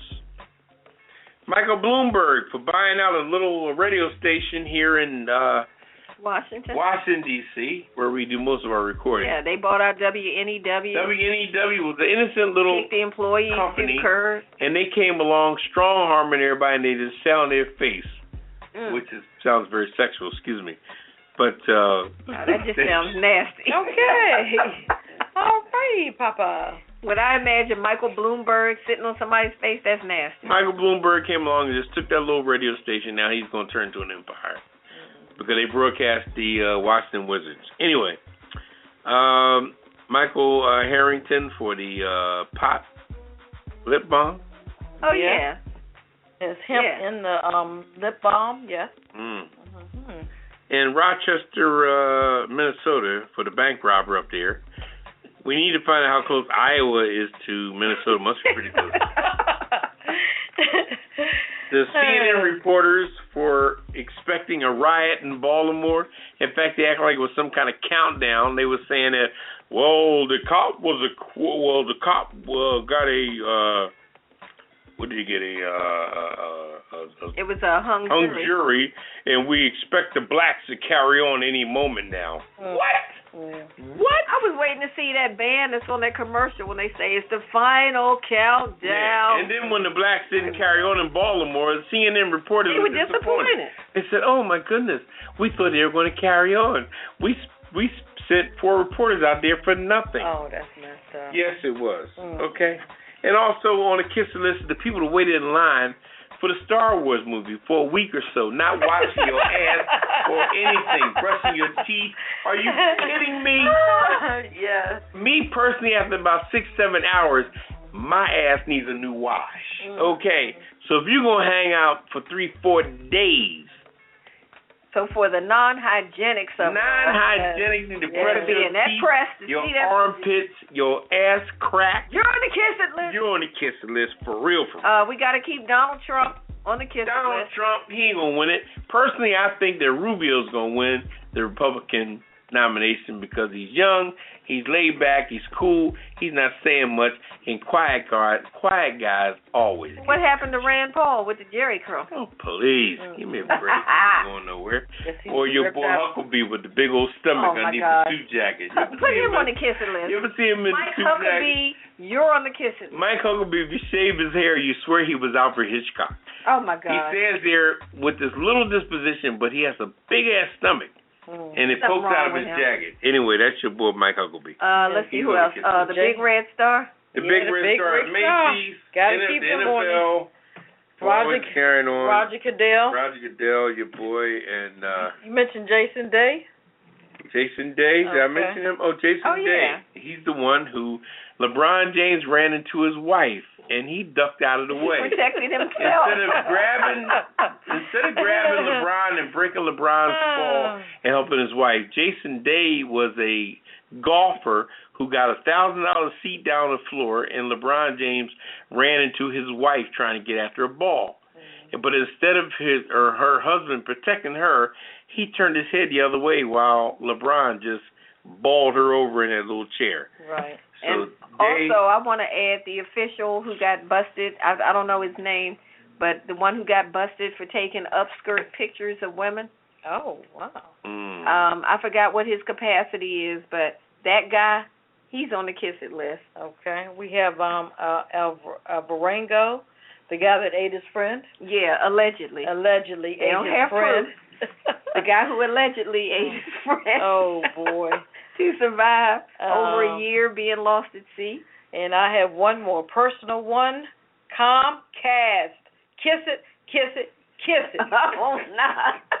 My 2 TVs are off, and you can't come see me till Monday. What is the problem? Also, the supervisor tech of Comcast, I called you, my mama called you, my grandmama called you, and my aunt called you. You haven't returned no daggone call. So he needs to kiss it 5 times. Kiss it. Give him some Redwine. All right, we got something for everybody on the kiss it list.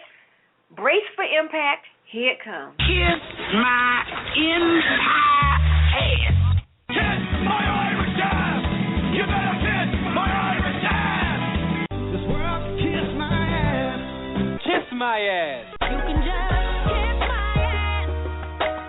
Baby, you can just kiss my ass. Oh, you can kiss my country ass. I said if you got a problem with any of that, you can kiss my natural born redneck to the bone, ever loving country ass. That's right.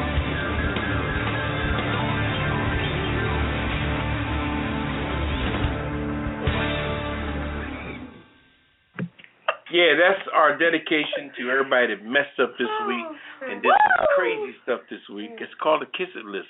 And you're welcome to call during the show and put people on the Kiss It List that you feel did you wrong. You know when you call your insurance company and somebody's arguing at you and fighting with you and stuff like that? Or Comcast.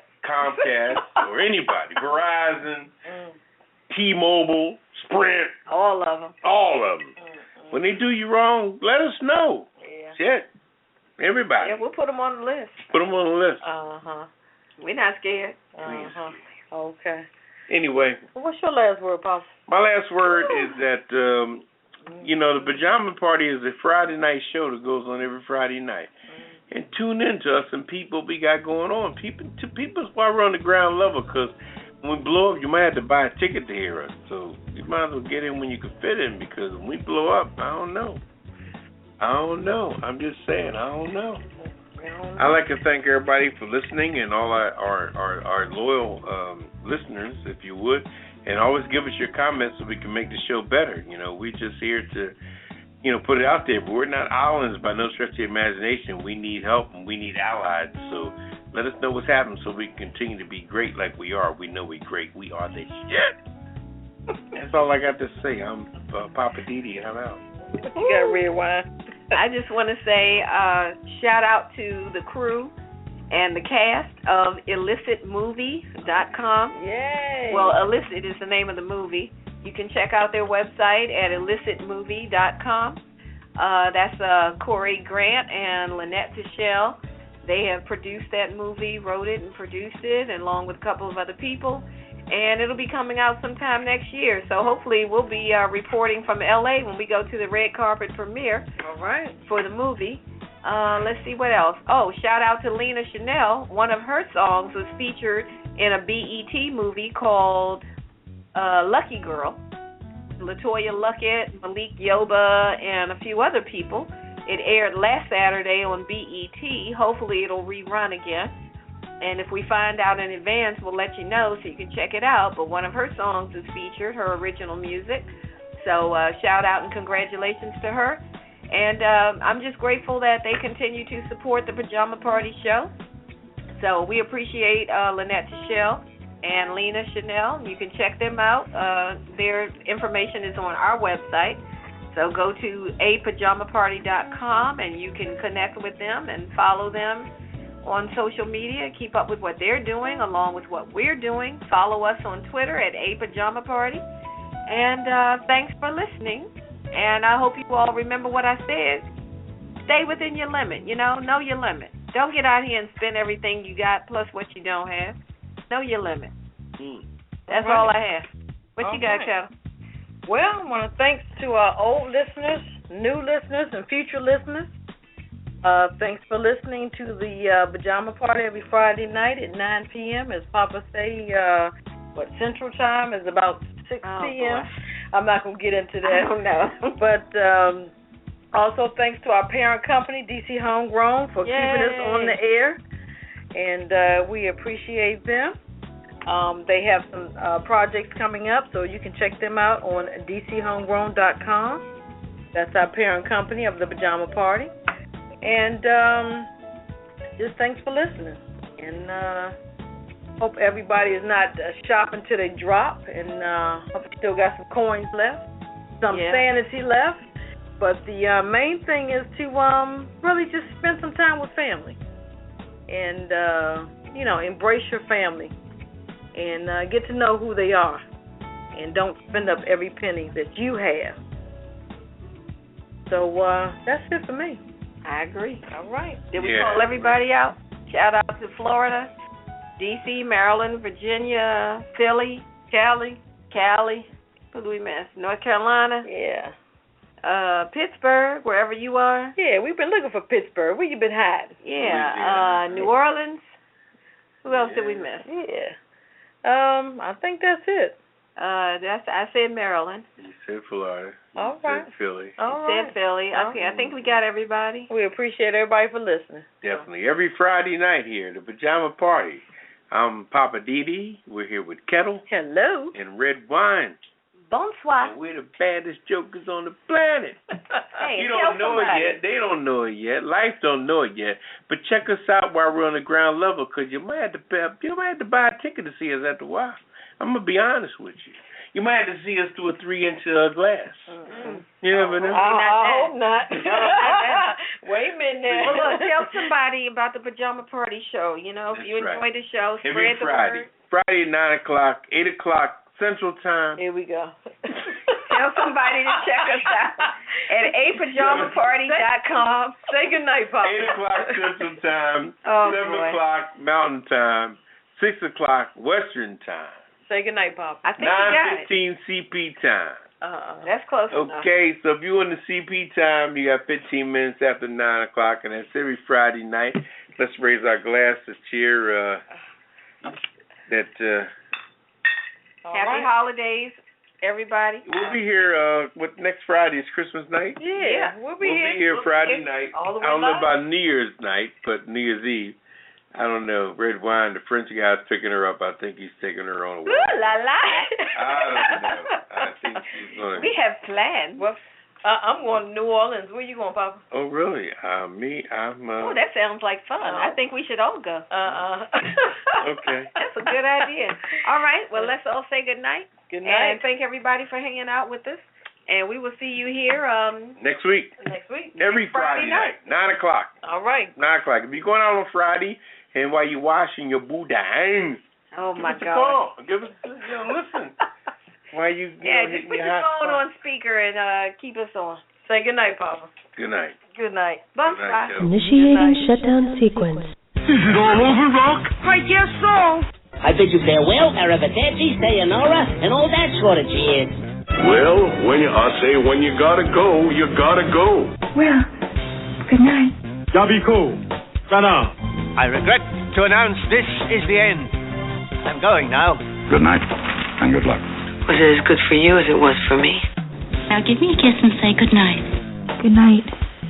Good night. Thank you. Goodbye now. Goodbye. Goodbye. Thank you. Goodbye. Thank you for attending our show, and good night. Pajama Party, grown and sexy, throwing a party. Pajama Party crew, keep it real for you. No clothes allowed. Pajama Party, grown and sexy, throwing a party. Pajama Party crew, keep it real for you. No clothes allowed. Pajama Party, grown and sexy, throwing a party. Pajama Party crew, keep it real for you. No